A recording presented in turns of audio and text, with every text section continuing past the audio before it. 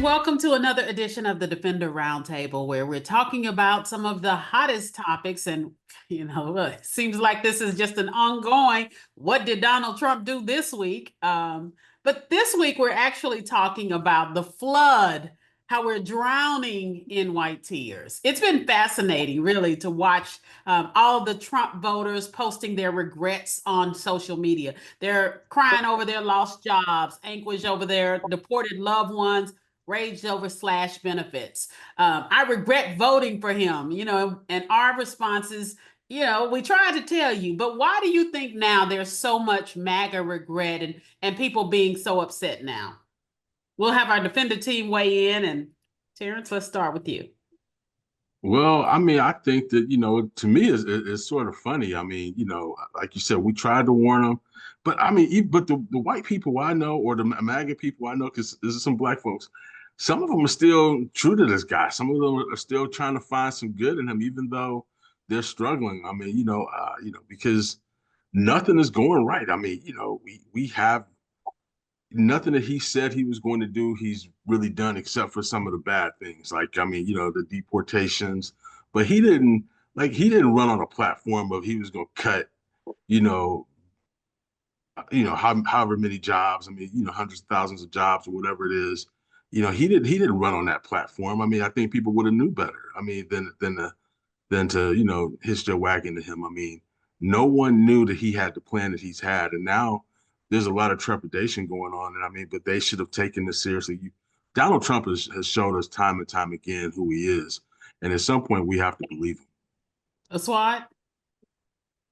He didn't run saying that he was going to cut X number of jobs, but he did run saying he was going to kill DEI. And DEI equates to all those hundreds of thousands of jobs. Maybe they didn't understand that. Black folk did, and we screamed it from the mountaintops. And we wrote, I'm looking at the people on this panel, we wrote a gazillion .2 articles about what was going to happen, and it's happening right now. This white guy posted on social media. He said, right now, the executive class and the millionaire billionaire class knows we are pissed at them, and they're going to use every tool at their disposal to propagandize us back into thinking other people are our enemies. Don't you dare let their message win. Stay angry at the right people. I responded to him. I said, man, that is a great sentiment, but in the history of America, white people have always fallen for that banana in the tailpipe. Every single time, they always stay mad at the wrong people. So I don't have a whole lot of faith that that's going to change come anytime soon. Yeah, according to what he told us beforehand, according to Project 2025, he was going to gut the education department. That means Pell Grants were going to go away. I don't know if people just think he was only going to touch the Black money. 57% of Black students get Pell Grants, yes, but so do 34% of white students. So what did they think was going to happen to that? And I think that's what's happening now is a lot of people that are like, well, I thought the Black and the brown folks were going to get it. Now we're getting the brunt of it. Laura, let's have you weigh in. I mean, some people, and I don't know why they keep mistaking DEI for just focusing on minority benefits, when it also includes women, it includes people with disabilities, it includes veterans, and a lot of those people in those groups are white. So this is just a case of when your parents tell you don't put your hand on the fire and you're so curious, like you just want to feel what it is. And you put your hand in the fire and you get burned and now you want to cry. Like, and what did the parents tell you? So are you going to, what are you going to do next time? And that is just the case right now. They're feeling the burn, and you're going to feel the burn for the next 4 years. There's nothing we can do right now because he's rampant on showing his base that I said I'm going to do these things and I'm going to be a dictator, and that's what I'm going to do. And I think that's just what their base is focused on. Like, yes, the Democrats couldn't do what they say they're going to do, but this man, he comes in office blazing, making things happen, and it's working, or whatever it looks like to them. They're going to let it play out to see. I think I spoke to one Trump supporter. I've been to a couple of forums in the last couple of weeks talking to some people, and they just say, like, you know what, give him some time. it's going to make sense right now. It's going to make sense later on, but give him some time. He just started. Give him a chance, and that's what I kept hearing at these forums. So it's very interesting, but you have to be open-minded. Try your best to hear them out when you're asking them such questions, and this is what we're getting every time. It's loyalty to the end. Yeah, But guess what? Give them time, and it's about to get worse.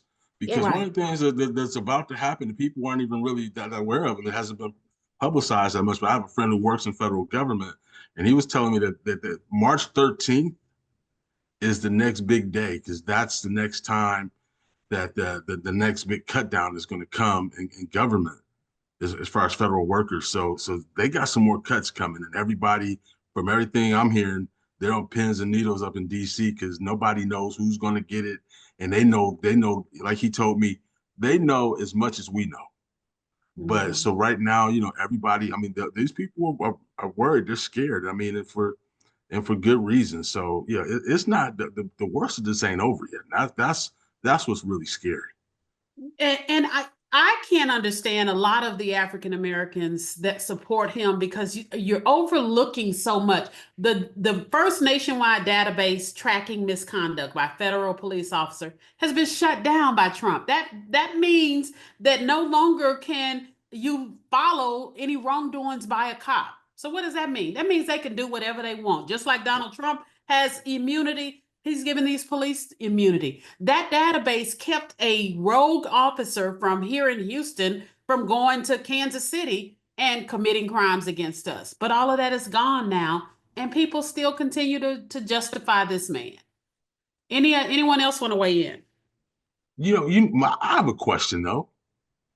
We keep talking about him, but where are these damn Democrats at? I'm so sick of them. I'm sick of their silence. I'm sick of them just going along.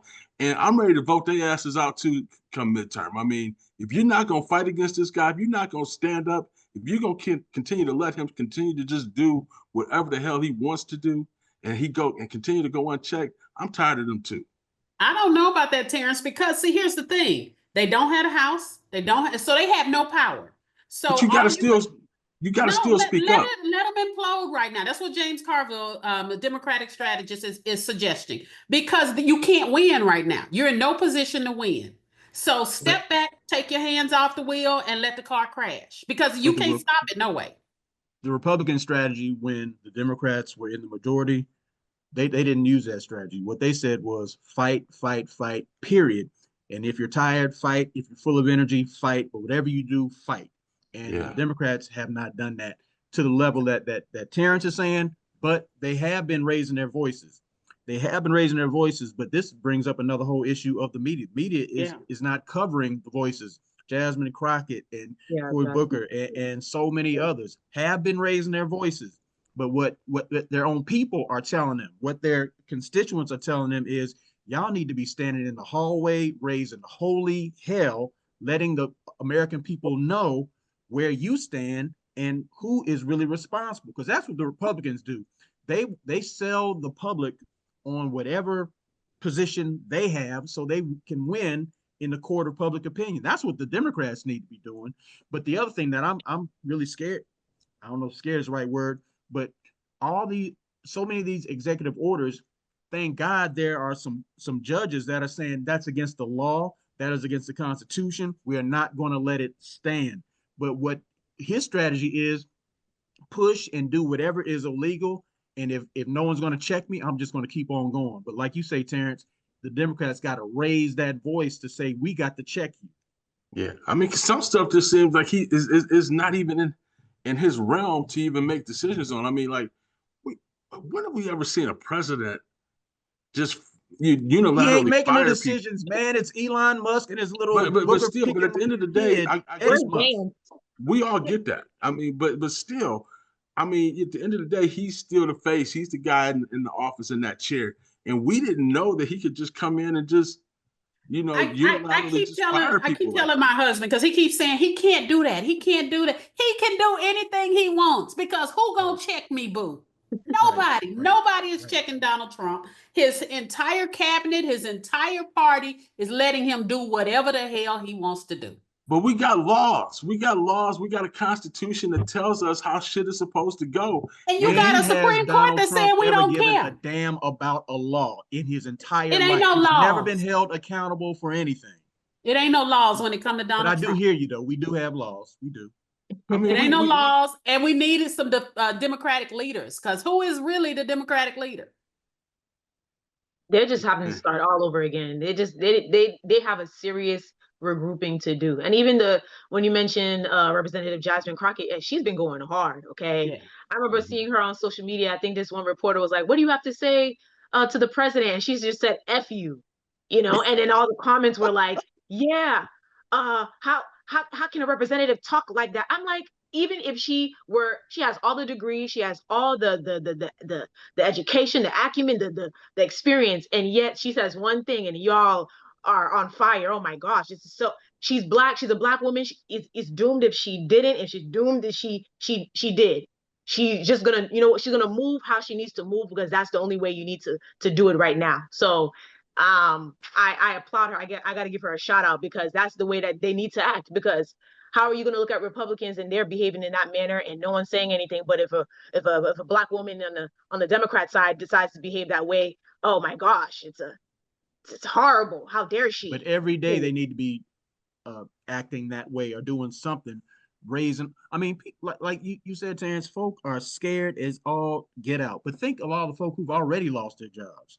Think of all the folk whose lives have already been turned all the way upside down by all this illegality and white supremacy that's been going on. And it's only going to get worse. And so if the Democratic leaders are just sitting back going, man, that's sending a hell of a message. We're going to wait for him to hang himself. I mean, do you know what kind of, where we're going to be? I mean, in the meantime, I mean, this thing is we're gonna be there anyway. But I do agree that, I mean, I would love us to see because that's how the Tea Party came to be, because they hollered the whole time.